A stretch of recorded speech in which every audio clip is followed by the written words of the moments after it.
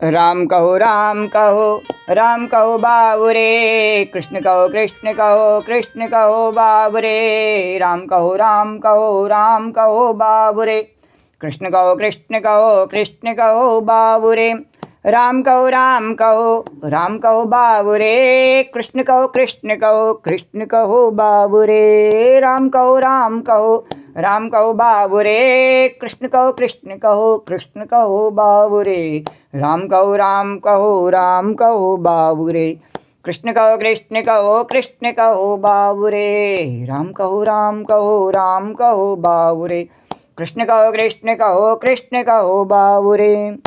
ओम गम गणपतये नमो नमः, श्री सिद्धि विनायक नमो नमः, अष्टविनायक नमो नमः, गणपति बप्पा मोरिया। ओम गम गणपतये नमो नमः, श्री सिद्धि विनायक नमो नमः, अष्टविनायक नमो नमः, गणपति बप्पा मोरिया। ओम गम गणपतये नमो नमः, श्री सिद्धि विनायक नमो नमः, अष्टविनायक नमो नमः, गणपति बप्पा मोरिया। मंगल मूर्ति मोरिया, गणपति बप्पा मोरिया, मंगल मूर्ति मोरिया। वक्रतुंड महाकाय सूर्यकोटि समप्रभा, निर्विघ्नं कुरु मे देव सर्वकार्येषु सर्वदा। तो राम कहो बाबुरे, कृष्ण कहो बाबुरे, राम कहो बाबुरे, कृष्ण कहो बाबुरे, राम कहो बाबुरे, कृष्ण कहो बाबुरे, राम कहो बाबुरे, कृष्ण कहो बाबुरे। बोलो राजा रामचंद्र भगवान की जय, बोलो कृष्णचंद्र भगवान की जय, बोलो द्वारिकाधीश भगवान की जय, बोलो यमुना मैया की जय। जय जय श्री राधे। ओम श्री परमात्मा ने नमः। कल के कथा प्रसंग से आगे कन्हैया। कल के कथा प्रसंग में श्रीमद् भागवत महात्म्य के अंतर्गत चौथे अध्याय के और 53वें श्लोक तक के कथा प्रसंग का वर्णन किया। 43वें श्लोक तक के कथा प्रसंग का वर्णन किया। उससे आगे की कथा उसी प्रकार भाव और श्रद्धा के साथ में वर्णन करेंगे। श्री राधे गोविंद, श्री राधे गोविंद, भज मन श्री राधे, श्री राधे गोविंद, भज मन श्री राधे, श्री राधे गोविंद, भज मन श्री राधे, श्री राधे गोविंद, भज मन श्री राधे। श्री राधे जय जय राधे, जय राधे जय श्री राधे, श्री राधे जय जय राधे, जय राधे जय श्री राधे, श्री राधे गोविंद, भज मन श्री राधे। कृष्णं नारायणं वन्दे, कृष्णं वन्दे ब्रजप्रियं, कृष्णं द्वैपायनं वन्दे, कृष्णं वन्दे प्रथासुतं, सच्चिदानन्दरूपाय विश्वोत्पत्त्यादिहेतवे तापत्रय विनाशाय श्रीकृष्णाय वयं नमः।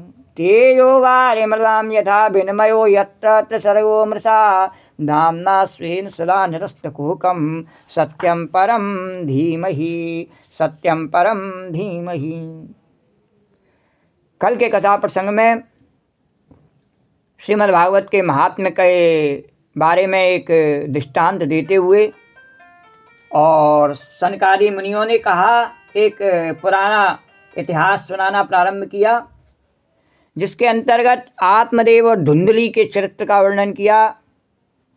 आत्मदेव ब्राह्मण संतान के न होने के कारण से दुखी होकर के वन में गया। वहाँ एक सन्यासी से उसकी भेंट हुई और उसके आगे गिड़गिड़ाए के रोने लगा कि मेरे संतान महाराज दे दीजिए, जिससे मेरा कल्याण हो जावे। उन सन्यासी ने अनेकों प्रकार से समझाया, तेरे भाग्य में नहीं है, तुझे दुख प्राप्त होगा, उससे नहीं माना। अंत में उन महाराज ने, साधु महाराज ने उसको एक फल दे दिया, बोले इस फल को ले जा और जाए करके अपनी पत्नी को दे देना। और उसके साथ में एक परहेज भी बताया, बोले क्या कि सत्य, शौच, दया, दान और एक समय एक ही अन्न खाने का नियम रखना। बोले एक समय खाना है और एक ही अन्न खाना है। बोले द्वारकाधीश जैसे चावल है तो चावल ही खाना है केवल, बस 1 वर्ष तक एक ही चीज़ खानी है और दूसरी कोई चीज़ नहीं खानी। बोले ये तो बड़ा कठिन नियम है। फिर भी उसे पता नहीं, उसकी पत्नी मान नहीं सकती, फिर भी लालच के कारण से जबरन फल ले लिया और चल दिया लेकर के। और महाराज भी चल दिए अपने आश्रम की ओर। तो एव मुक्ता यो योगी विप्रस्तु गृहमागता और पत्या पाणौ फलम दत्वा और स्वयं याचस्तु कुत्रचित। यूँ कहकर वे योगीराज चले गए और ब्राह्मण अपने घर लौट आया। वहाँ आकर उसने वह फल अपनी स्त्री के हाथ में दे दिया और स्वयं कहीं चला गया, ध्यान ही नहीं दिया उसने खाया कि नहीं खाया। अब वो स्त्री कैसी थी उसकी? अब वो थी तरुणी कुटिला हतश्या सख्यग्रे चारुरोदहा अहो चिंता ममोत्पन्ना फलम चाहम न भक्षये। वो कैसी थी उसकी स्त्री? तो कुटिल स्वभाव की थी। वह रो रो कर अपनी एक सखी से कहने लगी, सखी मुझे तो बड़ी चिंता हो गई है, मैं तो ये फल नहीं खाऊंगी। बोले क्यों नहीं खाएगी, क्या परेशानी आ गई? एक फल खाने में तुझे कितना दुख हो रहा है? अरे आदमी बाजार से फल ला के खाता है और बड़े शौक से खाता है। बोले तेरे को फल ला के दिया है, तेरे पति ने खा ले। बोले नहीं, ये साधारण फल नहीं है। बोले क्यों? बोले फल भक्षेण गर्भा शाद गर्वेणोरवृद्धिता और स्वल्प भक्ष्यम ततो शक्तिर गृह कार्यम कथम भवेत। अरे ये कोई साधारण फल नहीं है री, इसको खाने से गर्व हो जाएगा मुझे और गर्व से पेट मेरा बढ़ जाएगा और फिर कुछ खाया पिया भी नहीं जाएगा मेरे से, इससे मेरी शक्ति क्षीण हो जाएगी। तब बता मैं घर का काम धंधा कैसे करूँगी, कैसे होगा सब है? गृह कार्यम कथम भवेत। हाँ ये बात तो ठीक है। और सुन, देवाद घाटी ब्रजेत ग्रामे पलायेत गर्भणी कथम शुक्र सुखवन्य वसेन गर्भस्थम कुक्षे कथम उत्सृजेत। और वो सुन, यदि देववश यदि कहीं गांव में डाकुओं का आक्रमण हो गया तो मैं गर्भिणी स्त्री कैसे भागूंगी? और यदि सुखदेव जी की तरह गर्भ भी पेट में ही रह गया तो ऐसे बाहर कैसे निकाला जाएगा बता? और कहीं प्रसव काल के समय वे टेढ़ा हो गया तो फिर तो प्राणों से ही हाथ धोना पड़ेगा, ऑपरेशन होगा पेट चाक का। तो यूँ भी प्रसव के समय बड़ी भयंकर पीड़ा होती है, मैं सुकुमारी भला ये सब कैसे सह सकूंगी? त्रियाक्षेराद गतो गर्भस्तदा में मरणम भवेत प्रसूतौ दारुणम दुःखम सुकुमारी कथम सहे। और मंदायाम मयि सर्वस्वम नन्नादासह रेत्तला मंदायाम मयि सर्वस्वम ननांदः सह रेत्तला सत्य शौचादि नियमो दुराराध्या सदृश्यते। उसकी सखी ने कहा कोई बात नहीं है, थोड़े दिन नियम निभा लेना। बोले नहीं, केवल नियम निभाने की बात नहीं है, मैं जब दुर्बल पड़ जाऊंगी नहीं तो काम होगा नहीं घर का, और ये मेरा पति अपने आप कुछ कर नहीं सकता है, तब अपनी बहन को बुला लेगा और तब नंदरानी आए करके और मेरे घर का सब माल मता समेट ले जावेगी। और सुनो, मुझसे तो सत्य शौचादि जो नियम बताए नहीं, वो नियमों का पालन होना भी कठिन पड़ता है। मुझे हाथ धोना तक तो अच्छा लगता नहीं। श्री राम, मैं कैसे नियम निभाऊंगी? तो बोले कि लालने पालने दुखम। और चलो मैंने किसी प्रकार से 1 साल तक ऐसे नियम निभा भी लिए, तो फिर बाद में लालने पालने दुखम प्रसूता याश्च वर्तते और बंध्यावा विधवा नारी सुखिनी चेत में मति। और जो स्त्री बच्चा जनती है नहीं, उसे बच्चे का लालन पालन में भी बड़ा कष्ट होता है। ऐसा नहीं है मैं केवल साल भर इसको कष्ट को सहन कर लूँ, 9 महीने 10 महीने तो मेरी जान बच जाएगी। बोले नहीं, उस बाद में पालने में भी बड़ा कष्ट होगा। और मेरे विचार से तो बंध्या, जिसके बच्चा हो ही नहीं या जिसका पति मर जावे, विधवा स्त्रियाँ ही सुखी हैं। बोलो द्वारिकाधीश भगवान की। अरे एवं कुतर्क योगेन तत्फलम नैव भक्षितम पत्या पृष्ठम फलम भुक्तम भुक्तम चेती तैरितम। मन में ऐसे ही तरह तरह के कुतर्क उठने से उसने वह फल नहीं खाया। और जब उसके पति ने पूछा फल खा लिया ही, तो उसने कहा हाँ खा लिया महाराज। द्वारकाधीश भगवान पति देवता खाली जी। और एकदा भगनी तस्यात् तद्ग्रहं स्वेच्छया गता और तदग्रे कृतं सर्वं चिंतयं मैती में। एक दिन उसकी बहन अपने आप ही उसके घर आई, उसकी चिंता दूर करने आ गई। भगवान ने प्रेरणा करी, ऐसी माया चलती है भगवान की। तब उसने अपनी बहन को सारा वृत्तांत सुनाकर कहा कि मेरे मन में इसकी बड़ी चिंता है। बोले क्या चिंता है? बोले मैंने झूठ बोल रखा है अपने पति से। बोले उसने एक फल ला के दिया, मैंने वो खाया है नहीं है और कह दिया खा लिया है। कुछ दिन बाद वो पूछेगा गर्भ क्यों नहीं हुआ, तब मैं क्या जवाब दूंगी? इसलिए मुझे चिंता हो रही। मैं इस दुख के कारण से दिनों दिन दुबली हो रही हूँ बहन, मैं क्या करूँ? बहन ने कहा देख सुन, एक उपाय बताती हूँ। मेरे पेट में बच्चा है और प्रसव होने पर वह बालक मैं तुझे दे दूंगी। एकदा भगनी तस्यात् तद्ग्रहं स्वेच्छया गता तदेकथं सर्वं चिंतयं महती में। अरे दुर्बला तेन दुखेन अनुजे करवाणि किम और सावन बिन मम गर्भोस्ति तम दास्यामि प्रसूतति। और तब तक तो गर्भवती के समान घर में गुप्त रूप से रह करके गुप्त रूप से सुख से रह। तू ऐसे ही अभिनय करती रहना जैसे गर्भवती है, और तू मेरे पति को कुछ धन दे देगी नहीं तो अभी तुझे अपना बालक दे देंगे। उसने कहा बहन से कि तेरा पति नहीं लड़ेगा तेरे से, तू मुझे दे देगी बालक? बोले नहीं नहीं, थोड़ा धबो बड़ा धन का लालची है, शराबी है नहीं, तो उसको बस उसको मिल जाना चाहिए उसके खर्चे के लिए, तो वो तेरे को दे देगा बालक। बोले तावत कालम सगर्वेण, अरे तावत कालम सगर्भे वा गुप्ता तिष्ठा गृहे सुखम वित्तम तम मत्पतिर्यच्छा सते दास्याति बालकम। और षण्मास को मृत्यु वाला इति लोको वदिष्यति तम बालम पोषिष्यामि नित्यागत्य ते गृहे। तो बहन ने कहा तेरे जो और दूसरे लोगों को पता है कि तेरे जो गर्भ है, सबको पता है, सब पूछेंगे तेरे से, तो क्या जवाब देगी? बोले हम ऐसी युक्ति करेंगे कि जिससे सब लोग यही कहें कि इसका बालक 6 महीने का होकर मर गया। हम दोनों पति पत्नी मिलकर ऐसा कर लेंगे कि सब समझेंगे कि हमारा बालक 6 महीने का होकर मर गया, और मैं नित्य प्रति तेरे घर आकर के उस बालक का पालन पोषण करती रहूँगी, उसे दूध पिलाती रहूँगी, तेरे को कोई परेशानी नहीं होने दूंगी। बोला फलमर्पया धैनवे त्वं परीक्षार्थं तु साम्प्रतं तत्तद आचरितं सर्वं तथैव स्त्री स्वभावतः। तो इस समय इसकी जांच करने के लिए यह फल गौ को खिलाए दी। एक काम कर, ये बाबा जी साधु सन्यासी होते हैं, इनकी बात का कोई भरोसा तो है नहीं, पता नहीं अंट संट क्या बकते रहते हैं। एक काम कर, इस फल को ले जाए करके गौ को खिला दे, पता नहीं इस फल से गर्भ होता भी है कि नहीं होता, होगा तो गौ को ही हो जाएगा, तू क्या वो परेशान हो गए? बोले ठीक है। ब्राह्मणी ने स्त्री स्वभाव जो जो उसकी बहन ने कहा था वैसे ही सब किया। अरे फलम अर्पयम धैनवे त्वं परीक्षार्थं तु साम्प्रतं तत्तद आचरितं सर्वं तथैव स्त्री स्वभावतः। अरे अथा कालेन सा नारी प्रसूता बालकम तदा आनीय जनको बालम रहस्य धुंधली ददौ। इसके पश्चात समय अनुसार जब उस स्त्री के पुत्र हुआ, उसकी बहन के जब पुत्र हुआ धुंधली के, तब उसके पिता ने चुपचाप लाए करके उसे धुंधली को दे दिया। उसका जो बहन का पति था उसने लाए के अपने बालक को धुंधली को दे दिया। अथा कालेन सा नारी प्रसूता बालकम तदा आनीय जनको बालम रहस्य धुंधली ददौ। और तया सा चा कथितं भत्रे प्रसूता सुखमर्वका लोकस्या सुखमुत्पन्नम आत्मदेवा प्रचोदयात्।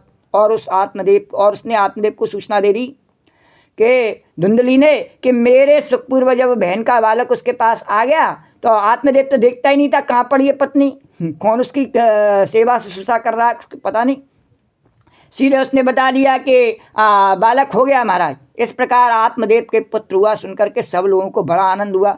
अब जैसे सबको पता लगा अरे आत्मदेव के बढ़ापे में बेटा हो गया, तो बोले दलौ दानम, अरे दलौ दानम द्विजातिभ्यो जात कर्मा विधाय चा गीत भादित्र घोषो भूत तत्तद्वारे मंगलम बहु। जैसे ही पता लगा तो ब्राह्मण ने उसका जात कर्म संस्कार करके ब्राह्मणों को दान दिया। उस आत्मदेव को बड़ा प्रसन्नता हुई और सब उसके घर पे आगे बोले बधाई हैं करने लगे। आपको तो बढ़ापे में ऐसा सुख प्राप्त हुआ है। तो उसने जोश में भर करके सब ब्राह्मणों को खूब दान दिया। उसके द्वार पर गाना बजाना तथा अनेक प्रकार के मांगलिक कृत्य होने लगे। श्री राम जय सिया राम। और धुंधली अपने पति से उसने कहा मेरे स्तनों में तो दूध नहीं है। अब एक झूठ को छिपाने के लिए कितने सारे झूठ बोलने पड़ते हैं। बोले बच्चा रो रहा था, तब पति ने, आत्मदेव ने जब इशारे से कहा और लोगों ने भी कहा अरे जाओ जा कर के दूध पिलाओ, अरे धुंधली जाके बच्चे को अपने को दूध पिला। अब धुंधली ने कहा कि मेरे स्तनों में तो दूध नहीं उतर रहा है, फिर गऊ आदि किसी अन्य जीव से दूध से मैं इस बालक का किस प्रकार पालन करूंगी, और इतने छोटे बच्चे को अभी गऊ का दूध भी पिलाया नहीं जा सकता, तो फिर क्या करेगी, कैसे बच्चा रहेगा, इतनी कठिन से तो हुआ। बोले मेरी बहन अभी बालक हुआ है और हुआ था, वह मर गया है, उससे बुलाए करके अपनी बहन को यहाँ रख लेती हूँ, और वह हमारे इस बालक का पालन पोषण कर लेगी। भर्तुरेव ब्रवीद वाक्यम स्तन्यम ता नास्ति कुचे ममा अन्यस्तन्येव निर्दुग्धा कथम पुष्णाति बालकम। अरे मस्त स्वश्च प्रसूताया और मृतो बालस्तु वर्तते तमा कार्या गृहे रक्षा सातेर्वा पोषिष्यति।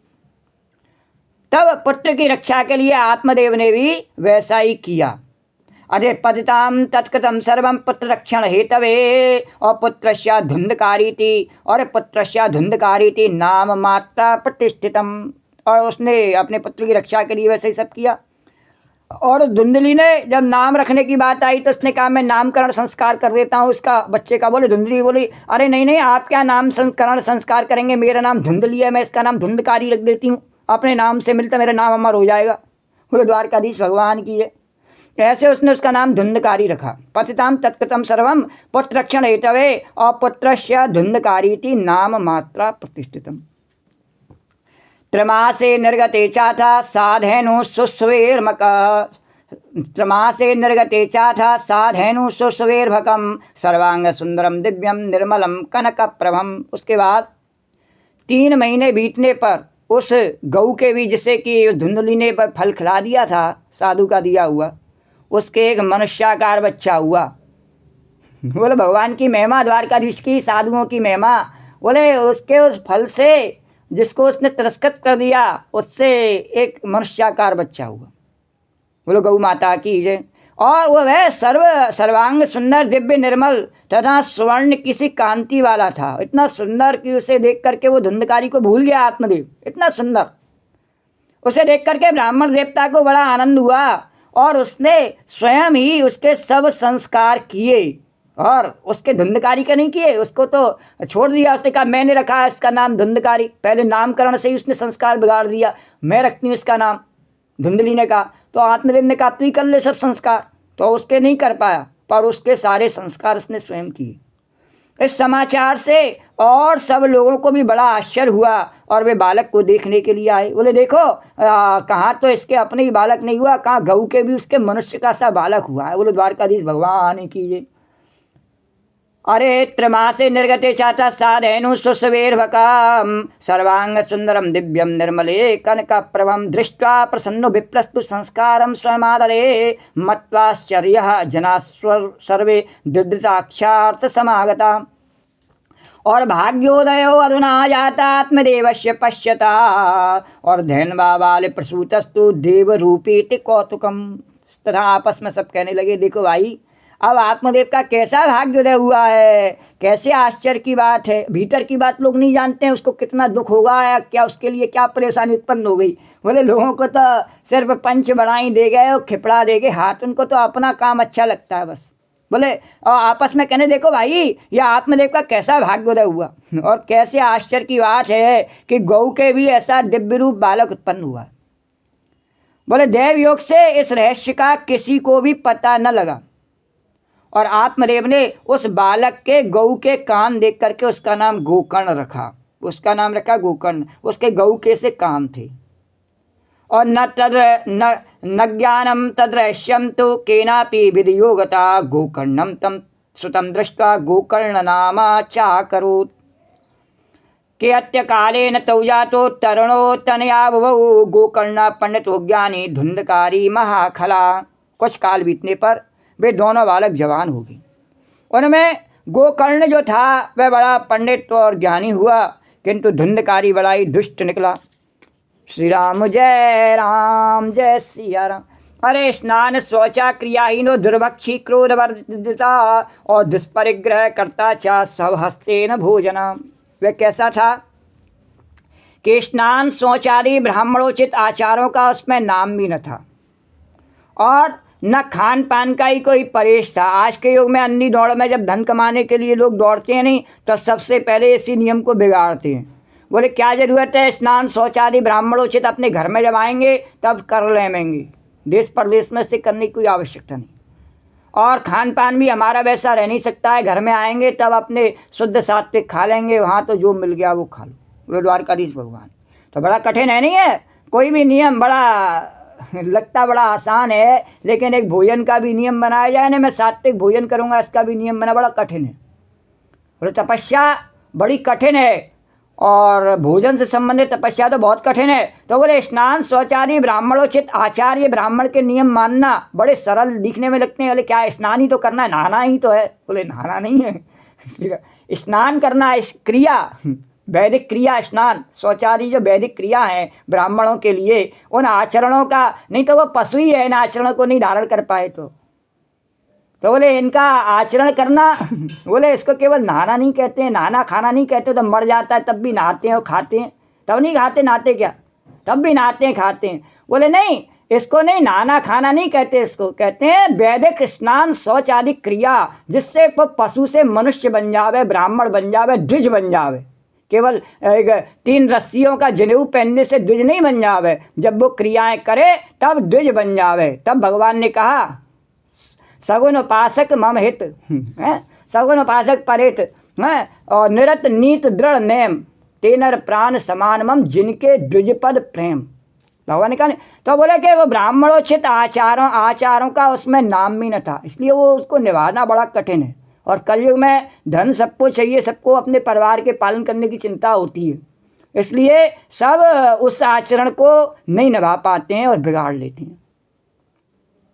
और जब बिगाड़ लेते हैं कोई दूसरा निभावे तो उनको बुरा तो लगता ही है, इसमें कोई बुराई बात नहीं है। तो उनका बुरा लगना ही और उस मार्ग पर चलने वालों का उत्साह बढ़ाता है, घटाता नहीं है। उनके बुरे लगने से जो उस मार्ग पर चलते हैं उनका उत्साह बढ़ता है। बोले द्वारकाधीश भगवान की है। बोले कि उसमें नाम मात्र का भी उसमें आचरण नहीं था और खान पान का भी कोई परहेज नहीं था। बोले कुछ भी खाए लो, काम करना है तो कुछ भी खाना पड़ेगा। बोले भंगी के साथ, मुसलमान के साथ काम करें तो उनके साथ खाना भी पड़ेगा। बोले द्वारकाधीश भगवान की है। अब जब जैसा खाएगा अन्न, जैसे लोगों के साथ रहेगा, जैसी संगत में रहेगा तो वैसा ही तो बन जाएगा मन। तो क्रोध उसमें बहुत बड़ा चढ़ा था, बिना किसी समय के अवसर, बिना के जो खाए पी लेवे नहीं, जूटा कूटा कैसा भी, चाहे जैसे, चाहे जब नहाए लेवे, चाहे जब सो जावे, चाहे जब उठ जावे, तो उसमें कोई उसके काम क्रोध लोग उसके बस में थोड़ी रहते हैं। फिर कभी भी हमेशा उच्छृंखल ही रहता है। तो क्रोध उसमें बहुत बड़ा चढ़ा था। क्रोध क्यों होता है उसमें विशेष, क्योंकि वो हमेशा कामनाओं को पूर्ति करने के सपने देखता रहता है, और जब कामनाएं पूरी नहीं होती हैं नहीं तो क्रोध उसमें बड़ा भयंकर आ जाता है। भगवान कह रहे हैं धुंधकारी के चरित्र का विस्तृत वर्णन करना गोपी। तो इसलिए क्रोध उसमें बहुत बड़ा चढ़ा। वो संसार में जहाँ देखो नहीं वहीं धुंधकारी दिखाई देती हैं। घर घर में माता पिता परेशान है, उनके बेटे धुंधकारी हो जाते हैं द्वारकाधीश भगवान की। तो वह बुरी बुरी वस्तुओं का संग्रह किया करता था। जितनी भी बुरी वस्तुएं हों, शुभ वस्तुएं, उनका संग, ज़्यादा उस पर विस्तार की जरूरत नहीं है। और मुर्दे के हाथ से छुआया हुआ अन्न भी खा लेता था। इसका अर्थ क्या है? बोले भजन तो करता नहीं था, किसी का परोपकार करता नहीं था, बस खाता रहता था। सेवा का कोई कार्य नहीं करता, हाथों से किसी का हित करने का कोई कार्य नहीं करता, अपने हाथों से किसी का मंगल करना, किसी का उपकार करना उसे आता ही नहीं था, बस लूट मार करके खाना आता था। बोले द्वारकाधीश भगवान की। इसलिए उसको कहा कि मुर्दे के हाथ से छुआ। उसके हाथ मुर्दे के हाथ थे, जीते मनुष्य के हाथ नहीं थे। जो केवल लूट मार करके खाना खाना चाहता है, उसके हाथ दूसरों का हक खाना चाहता है, वो मुर्दे के हाथ हैं। बोले मुर्दे के हाथ से छुआ हुआ अन्न भी खा लेता था। और स्नान शौच क्रियाइनो दुर्भक्षी क्रोधवर्धिता दुष्परिग्रह करता चा सब हस्ते न भोजनम। और चौर सर्वजनद्वेषी परवेश्वम प्रदीपक लारनायार्वका धृत्वा सद्य कृपेन्य पातयत। दूसरों की चोरी करना और सब लोगों से द्वेष बढ़ाना उसका स्वभाव बन गया। बोले ये चीज़ मेरे पास नहीं है, दूसरे के पास है, मैं उठाए करके उसको और ले आऊँ अपने पास में। बोले दूसरों की ये आकर्षण मनुष्य के मन में सहज रूप से होता है। श्री राम जय राम, जय सिया राम। वो उसके अंदर ये होता है कि कोई मुझे देख नहीं रहा, मैं इसे उठाए करके और रख लूँ। श्री राम जय राम। लेकिन बाद में वह उसको जो परमात्मा देख रहा है वह उससे सब वसूल कर लेता है। तो दूसरे की चोरी करना और सब लोगों से द्वेष बढ़ाना, और जब चोरी करता है कहीं कहीं असफल हो जाता है चोरी करने में, तो उससे द्वेष बढ़ जाता है, या वो पकड़ा जाता है तो उससे उसका द्वेष बढ़ जाता है। बोले इसने मेरे को नहीं करने दिया, छोटी सी चीज़ थी मैं ले लेता, क्या चला जाता है इसका। बोले इसने नहीं ली, इस पर बहुत सारी थी, बोले इसने नहीं लेने दी, बोले उसका द्वेष बढ़ जाता है उससे। बोले दूसरों की चोरी करना और सब लोगों से द्वेष बढ़ाना उसका स्वभाव बन गया। छिपे छिपे वह दूसरों के घरों में आग लगा देता था।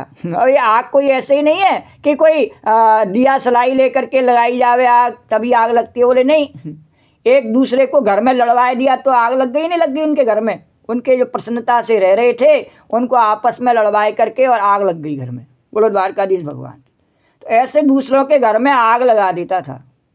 दूसरों के बालकों को खेलने के लिए गोद में लेता और उन्हें चट कुएं में डाल देता।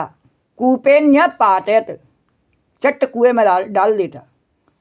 या यूँ कहें कि दूसरे के बालकों को ऐसी बुरी आदत लगा देता अपनी जैसी। छोटे बालक, अभी देखा होगा जब ज़्यादा कोई बदमाश होता है ना उसके साथ में अपने से छोटे लड़कों को और नवयुवक लड़कों को साथ में रखता है। क्यों? उन्हें बिगाड़ना ज़्यादा आसान होता है, इसलिए उन्हें बुराई के अंधे कुएं में डाल देता था, बुराइयों के। बोलो द्वारकाधीश भगवान, चट कुएं में डाल देता। और हिंसक शस्त्रधारी चा दीनान्धानां प्रपीड़का चांडाला भृतो नित्यम पाशस्तम स्वसंगतः।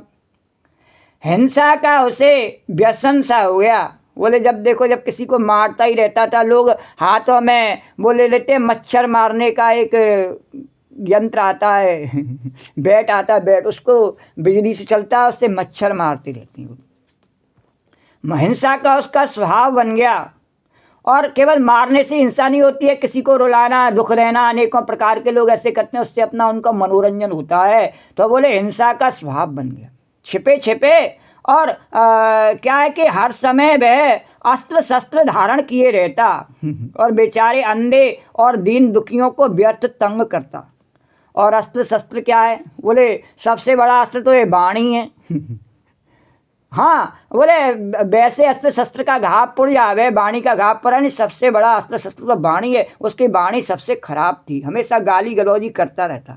तो उस समय वह अस्त्र शस्त्र धारण किए रहता और बेचारे अंधे और दीन दुखियों को व्यर्थ तंग करता। और उसका बस किस पे चलता कि जबर पे तो चलता नहीं, किसी का नहीं चलता संसार में जबर पे बस। बोले धुंधकारी का चरित्र बताया जा रहा है। बोले उसका बस किस पे चलता? बोले अपने से जो नेवल दीन दुखी हों उन पे बस चलता। अंधे, और उसका अर्थ ये है कि जो अपने से कमज़ोर हों।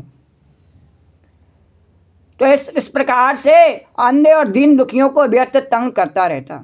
और चांडालों में उसका विशेष प्रेम था। मित्रता किसे करता हम देखते ही हैं। लोग अपने घर के भाइयों से प्रेम नहीं करते हैं, सफाई कर्मचारी से बैठ के घंटों बातें करते हैं। सफाई कर्मचारी आती है, उससे बैठ के स्त्रियाँ घंटों बातें करती हैं। बोले चांडालों से उसका विशेष प्रेम था, उनसे विशेष प्रेम करते हैं। अपने घर में अपना बाप दुश्मन है, अपना भैया दुश्मन है, हैं, उससे विशेष प्रेम है। बस हाथ में फन्ना लिए कुत्तों की टोली के साथ शिकार की टोह में घूमता रहता था। बोले था तो ब्राह्मण का बेटा, पर गऊ नहीं पालता था। बोले क्या कुत्ते की रक्षा करना किसी ने नहीं कहा मना, लेकिन अपना गऊ पालने का धर्म छोड़ करके कुत्तों को खिलाने के लिए रोज निकले, आगे पीछे कुत्ते लेकर के निकले। बोले द्वारकाधीश भगवान की। तो बोले क्या है कि कुत्तों की टोली के साथ शिकार की टोह में घूमता रहता। और वेश्याओं के जाल में फंस करके उसने पिता की सारी संपत्ति नष्ट कर दी। और क्या करता बोले कि व्यभिचारिणी स्त्रियों का उससे व्यसन था, उनके साथ में रहता था। सब जानती, उस पर ज़्यादा टिप्पणी गोपी को आती नहीं है। तो एक दिन माता पिता को मार पीट कर घर के सब बर्तन भाड़े उठा ले गया। बोलो द्वारकाधीश भगवान की जय। और तेन वैश्या वेश्या कुसंगेन पित्रम वित्तम तु नासितम एकदा पितृटाड्य पात्राणि समाहरत। जब धन नहीं था उनके पास, माता पिता के पास में, तो बर्तनों को उठाए के ले गया। अरे तत्पिता कृपण प्रोच्चै धनहीनोरोधः बंध्यत्वम तुम समाचीनम कुपुत्रो दुखदायका। इस प्रकार जब सारी संपत्ति स्वाह हो गई, तब उसका कृपण लोभी, आत्मदेव बड़ा लोभी था, पिता फूट फूट करके रोने लगा। बोला इसने तो इससे तो इसकी माँ का बाँझ रहना ही अच्छा था, कुपुत्र तो बड़ा दुखदाई होता। और उसको पता नहीं, उसकी मैया तो पहले ही बाँझ थी, उसका बेटा नहीं हुए। द्वारकाधीश भगवान की उसने समझ लिया कि उसका बेटा। ये क्या है? ऐसे ही सब संसार में सभी आत्मदेव हैं और सभी के पत्नियां धुंधलियां हैं। इसका अर्थ मतलब ना 100% ऐसी दुनिया है नहीं, लेकिन अधिकांश ऐसी दुनिया है संसार में। बोले सभी आत्मदेव हैं और सभी की पत्नियां धुंधलियां हैं। यानी कहने का अर्थ है कि हम सब हैं तो भगवान के अंश आत्मदेव, लेकिन ये बुद्धि जो विकार सहित है नहीं, मन बुद्धि का जो विकार है, ये धुंधली है, धुंधला कर देती है हमारे आत्मस्वरूप को। और धुंधला कर देती है तो सभी के पुत्र क्या है? धुंधकारी हैं। बोले वो उसके हैं या नहीं है उसको पता नहीं है, उस माया में पड़ जाता है, मेरा बेटा मेरा बेटा मेरा परिवार, ऐसे पड़ जाता है। बोले कि और फिर बाद में जब वो देखता है कि नहीं इसमें तो मेरा जैसा कुछ भी नहीं है, बोले द्वारकाधीश भगवान की, तब फूट फूट के रोने लगता है। और फिर कहता है कि इससे तो इसकी माँ का उसे पता ही नहीं, इसकी माँ ने उससे पैदा किया या नहीं किया। बोले द्वारकाधीश भगवान, तो घर घर की ऐसी कहानी है, कहानी घर घर की है नहीं। बोलो द्वारकाधीश भगवान की जय। तो ऐसा नहीं है कि भागवत में ही है, गीता में भी अर्जुन ने ऐसा ही कहा। बोले स्त्रीसु तो उसको ज़्यादा टिप्पणी करना अच्छी बात नहीं है। तो इस प्रकार जब सारी संपत्ति स्वाह हो गई, तब उसका कृपण पिता फूट फूट कर रोने लगा और बोला इससे तो इसकी माँ का बाँझ रहना ही अच्छा था, कुपुत्र तो बड़ा दुखदाई होता है। क्वातिष्ठम का गच्छामि को मे दुःखम व्यपोहे प्राणस्तज्जामि दुःखेन हा कष्टम मम संस्थितम। बोले अब मैं कहाँ रहूँ, कहाँ जाऊँ, मेरे इस संकट को कौन काटेगा? हाय मेरे ऊपर तो बड़ी विपत्ति आ पड़ी है और इस दुख के कारण अवश्य मुझे एक दिन प्राण छोड़ने पड़ेंगे। बोलो द्वारकाधीश भगवान। सभी के देखते हैं हम घरों में कि जब उसके संतान बड़ी हो जाती हैं तो या तो बाप घर छोड़ करके जावे या बेटा घर छोड़ करके जावे, और दोनों एक साथ रहे में तो क्लेश हो जाओ। बोलो द्वारकाधीश भगवान की कहानी घर घर की। अरे तो बोले हाय मेरे ऊपर तो बड़ी विपत्ति आ गई है, इस दुख के कारण अवश्य मुझे एक दिन प्राण छोड़ने पड़ेंगे, और छोड़ने पड़ते हैं। और उसी समय परम ज्ञानी गोकर्ण जी वहाँ आए। इस प्रकार से वो अपने विलाप कर रहा आत्मदेव। तभी उसका जो पूर्व संस्कार क्या था, एक सत्संग क्षण भर का उसने जीवन में किया। वो क्षण भर का सत्संग कौन सा किया? बोले सन्यासी से वन में सत्संग हो गया हो, भगवान के नाम लेने वाले साधु से संग हो गया था क्षण भर का। तो उसका दिया फल जो था नहीं, उसने भले ही स्वीकार नहीं किया और पत्नी को दिया, पर देखा नहीं कि पत्नी ने लिया कि नहीं लिया। पत्नी ने गाय को खिलाया, लेकिन साधु का आशीर्वाद है नहीं, जैसे श्राप होता है नहीं, पीछा नहीं छोड़ता है, ऐसे ही साधु का आशीर्वाद भी मिलके ही रहता है। वो द्वारकाधीश कल्याण करके ही रहता है। क्षण भर का सत्संग भी कल्याण कर देता है जीवन में। कब करेगा इसकी पता नहीं है, पर कर देता है। कैसे करेगा इसके भी पता नहीं, पर कर देता है। बोलो द्वारकाधीश भगवान की। तो उसके जीवन में जो क्षण भर का सत्संग आया था, जिसका उसे फल मिला, उसने वह पत्नी को दिया, पर उसने नहीं स्वीकार किया, गाय को खिलाया, और वो गाय के माध्यम से गोकर्ण बन करके उसके जीवन में बदलाव करने के लिए, उसको भगवान से मिलाने के लिए वह सत्संग रूपी फल उसके सामने प्रकट हो गया है। बोलो द्वारकाधीश भगवान की, ये संत भगवान की। ये बोले मेरे संकट को कौन काटेगा? हाय मेरे ऊपर तो बड़ी विपत्ति आ गई है, इस दुख के कारण मुझे अवश्य एक दिन प्राण छोड़ने पड़ेंगे। अरे दलानी तु समागत्या गोकर्णो ज्ञान संयुता बोधयामास जनकम वैराग्यम परिदर्शन। उसी समय परम ज्ञानी गोकर्ण जी वहाँ आए और उन्होंने पिता को वैराग्य का उपदेश करते हुए बहुत समझाया। बोले हे पिताजी, यह संसार असार है, यह अत्यंत दुख रूप और मोह में डालने वाला है। पुत्र किसका, धन किसका, स्नेहवाद पुरुष रात दिन दीपक के समान जलता रहता है। अरे असारः खलु संसारो दुख रूपी विमोहका सुता कश्या धनम कश्या स्नेहा वाज्जलते निशम। बोले कोई सुख नहीं है। किसको सुख मिला आज तक? किसका ये सुख? बोले पुत्र किसका, धन किसका, किसी का नहीं। बोले स्नेह भार, हमारा जो स्नेह मोह जो जुड़ जाता है उसी के कारण से हम उसमें जलते रहते हैं, मोह के कारण से।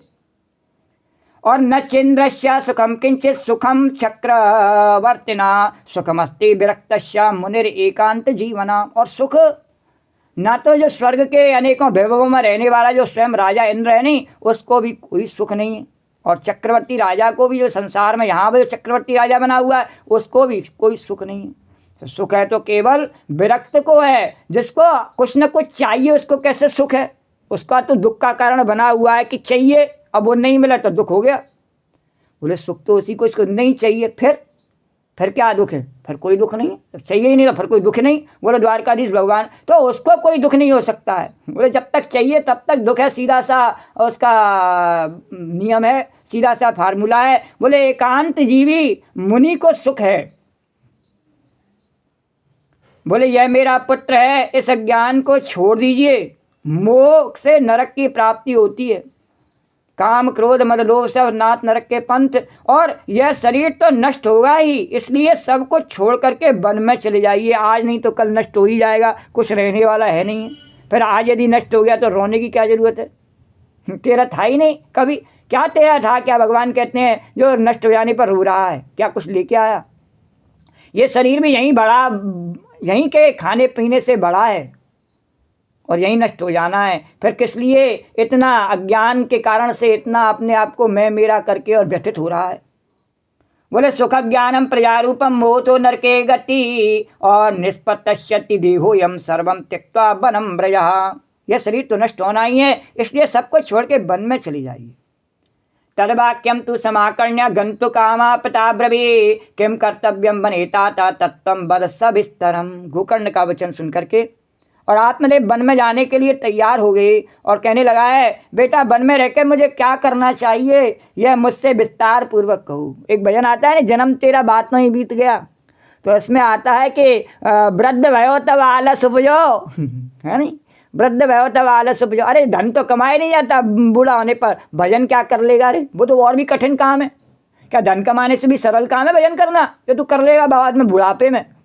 नहीं, उससे बहुत कठिन काम है वे। तो बोले बेटा वन में रह के मुझे क्या करना चाहिए, यह मुझसे विस्तार पूर्वक कहो, मेरे पे कुछ नहीं आता। बोले तर्वाक्यम तु समाकर्ण्य गंतु कामम पिता ब्रवीत किम कर्तव्यम भनेता तत्तम वद सविस्तरम। और अन्नकूपे स्नेपासे बद्ध पंकर हम सठा और कर्मणा पतितोनु नम मामुद्धरा दया निरे। और कहने लगा है छोटा बन के तभी कल्याण होता है। बोले मैं बड़ा मूर्ख हूँ, अब तक कर्म बस स्नेह पास में भरा हुआ एक अपंग की भांति इस घर रूप अंधेरे कुएं में पड़ा रहा हूँ। तुम बड़े दयालु हो, इससे मेरा उद्धार करो। गोकर्ण ने कहा पिताजी, यह शरीर हड्डी मांस और रुधिर का पिंड है, इसे आप मैं मानना छोड़ दें। ये मैं नहीं है, आपका स्वरूप अपना नहीं है। अपना स्वरूप वह है जो भगवान का अंश है, वह कभी नष्ट नहीं होता है। और ये मैं मानना, इसको मान लिया है मैं।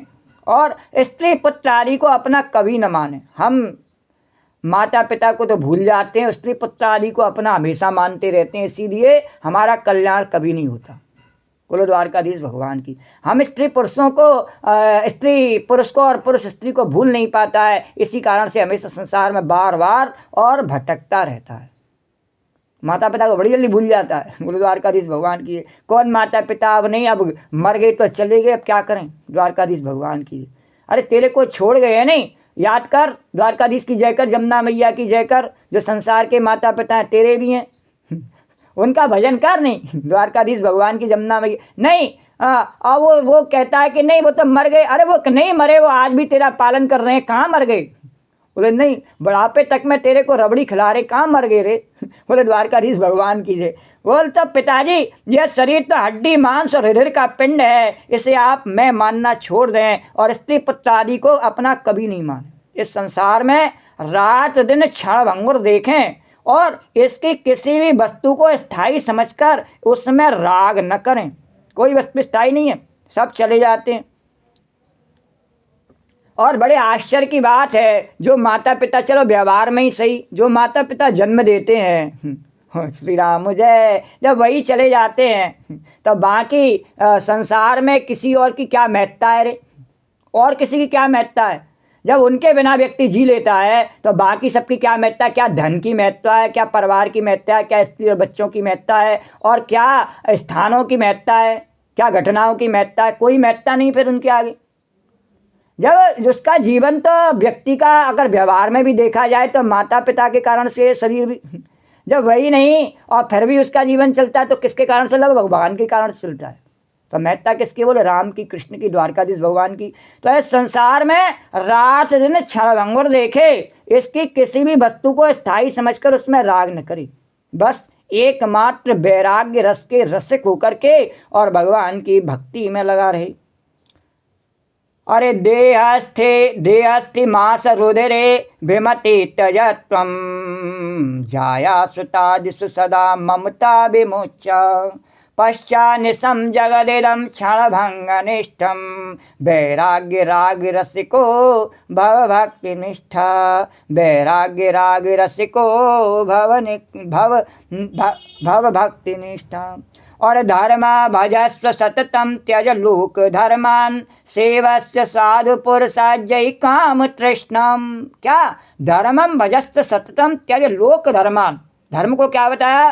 कि भगवत भजन ही सबसे बड़ा धर्म है और निरंतर उसी का आश्रय लिया रहे, और अन्य सब प्रकार के जो लौकिक धर्म है, इसके लिए मेरा ये कर्तव्य, इसके वो सब मुख, उन सब से मुख मोड़ ले, वो कभी पूरे नहीं होने वाले। तेरा जीवन पूरा हो जाएगा, कभी कर्तव्य पूरे नहीं होने वाले, इसलिए उनसे मुख मोड़ ले।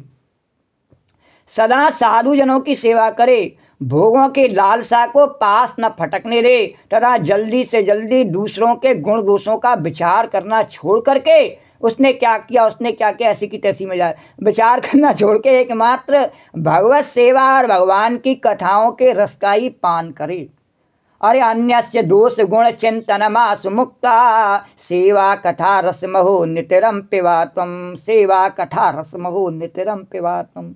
और एवं सुतोक्ति विवसतोपि गृहं विहाया और या तो वनम स्थिर मतिर्गत षष्टि वर्षा, या तो वनम स्थिर मतिर्गत षष्टि वर्षा। और युक्तो हरेर अनुदिनं परिचर्ययासौ श्रीकृष्णमापनियतं दशमस्य पाठा श्रीकृष्णमापनियतं दशमस्य पाठ। इस प्रकार पुत्र की वाणी से प्रभावित होकर के आत्मदेव ने घर छोड़ दिया और वन की यात्रा की, तथापि उसकी आयु उस समय 60 वर्ष की हो चुकी थी। फिर भी 60 हो गया था, अब उसके कुछ बस का नहीं रहा था, फिर भी उस 60 को सुधार दिया। 60 सुधरे सत्संगत पाई। तो बोले भगवान का काम ही ये बड़े बड़े 60 को सुधार देते हैं। तो यद्यपि उसकी आयु किस कारण से सुधार दिया? बोले एक क्षण भर का उसे सत्संग हुआ था साधु का, उसने फल दे दिया था उसे। और यद्यपि उसकी आयु उस समय 60 वर्ष की हो गई थी, फिर भी बुद्धि में पूरी दृढ़ता थी। वहाँ रात दिन भगवान की सेवा पूजा करने से और नियम पूर्वक भागवत के 10वें स्कंद का पाठ करने से उसने भगवान श्री कृष्णचंद्र को प्राप्त कर लिया। बोलो कृष्णचंद्र भगवान की जय, द्वारकाधीश भगवान की जय। इति श्री पद्म पुराणे उत्तरखंडे श्रीमद्भागवत महात्म्ये विप्र मोक्षो राम चतुर्थोध्याय। बोलो द्वारकाधीश भगवान की जमुना मैया की। तो आज की कथा को यहीं पटाक्षेप करते हैं। इससे आगे कल 5वें अध्याय की कथा में किस प्रकार धुंधकारी का उद्धार होवेगा उस कथा का वर्णन करेंगे। श्री राम जय सिया राम, श्री राम जय सिया राम। श्री राधे गोविंद भज मन श्री राधे गोविंद भज मन श्री राधे जय जय राधे जय श्री राधे गोविंद भज मन श्री राधे। या देवी सर्वभूतेषु कथारूपेण संस्था नमस्तस्यै नमो नमः। या देवी सर्वभूतेषु मातृरूपेण संस्था नमस्तस्यै नमो नमः। ओम सर्वमंगलमांगल्ये शिवे सर्वार्थसाधिके शरण्ये त्र्यंबके गौरी नारायणी नमोस्तुते। नमो नमो दुर्गे शुकर्णी, नमो नमो अम्बे दुखर्णी। निरंकार है ज्योत तुम्हारी, त्यों लोक फैली उजियारी। शशि ललाट मुख महाविशाला, नेत्रलाल भुकटी विकराला। रूप मात कौरिक स्वभाव है, धरस्करज्जन सुभाव। तुम संसार शक्ति लौकीना, पालन हेत अंदनीना। अन्नपूर्णा हुई जगपाला, तुम्हें आदि सुंदरी बाला प्रलय काल सब नाशनारी तुम गौरी शिव शंकर प्यारी शिव योगी तुम रे गुण गावे ब्रह्मा विष्णु तुम्हें अनुद्य रूप सरस्वती का तुम दारा देश रुद्र सिमरन वारा धर रूप नरसिंह को अम्बा प्रगट वही फाड़ कर खम्बा रक्षा कर प्रहलाद बचाओ हरणा कुछ स्वर्ग पठाओ लक्ष्मी रूप धरो जगमाई श्री नारायण अंग समाई क्षीर सिंधु में कृत बलासा दया सिंधु दीजय मनासा हिंगराज में तुम युवानी में माता नहीं जाए मातंगी धूमावती माता भुवनेश्वरी बगला सुदाता श्री भैरव तारा जगतारणी छन्न वाले दुख निवा के हरिबान सो भवानी लागुर वीर चलत अगवानी कर में खप्पर खड़क बराजा जाकों देख काल दरवाजा सुहे अस्त्रोट त्रिशूला जाते उठ सत्वे सूला नगर कोट में तुम्हें बराजा तिहु लोक में डंका वाया सुमन समाधान अब तुम्हारे रक्तवीर संकन संगारे महसा सुरदैत्य अवमानी जय अगवार में रूप कराल काल को लारा सैन सहित तुम ते संगारा पड़ी गाढ़ संतन पर जब भई साय मात तुम तब अमर प्रिय और बासव लोका तम में सब रहे सो ज्वाला में है जो तुम्हारी तुम्हें सदा पूजे नर नारी प्रेम भगत से जो दस गाँव में दुखदारी दिन कटनिया में द्यावे तुम्हें जो नरमल लाई जन्म रखते सो छुट जाई जोगी सुरमन के पकारी योग नभवन शक्ति तुम्हारी शंकराचार्य तब कीनो काम क्रोध जीत सब निधन ध्यान और शंकर को काउ काल नहीं समृतम को शक्ति रूप को मरम पाओ शक्ति ही तम मन शरणागत हो कीर्ति बखानी जय जय जय जगदम भवानी भई प्रसन्न हाथ जगदम्बा देख सकते नहीं कीन बलम्बा मुको मात कष्ट घेरो तुम मन कौन रहे दुख आशा तृष्णा ने पटसतावे मूरख में डर पावस तृनाश कीजिए महारानी सुमरो चित्त में भवानी करो कृपा हे मात दयाला दिव्य करो न्याला जन्म जन्म में तत्पर भाव तुम रो जसमें सुनाओ दुर्गा चालीसा जो आवे सब सुख भोग परम पतावे देवी दास शरण जानी करो कृपा जगदम भवानी करो कृपा जगदम्ब भवानी बोलो जगत जननी ने पुण्य पार्वती मैया की जय या देवी सर्वभूतेषु कथा रूपेण संस्था नमस्तश्यै नमस्तश्यै नमस्तश्यै नमो नमः या देवी सर्वभूतेषु मातृरूपेण संस्था नमस्तश्यै नमस्तश्यै नमस्तश्यै नमो नमः। तो राम कहो बावरे कृष्ण कहो कृष्ण कहो बाव राम कहो बावरे कृष्ण कहो कृष्ण कहो बावरे।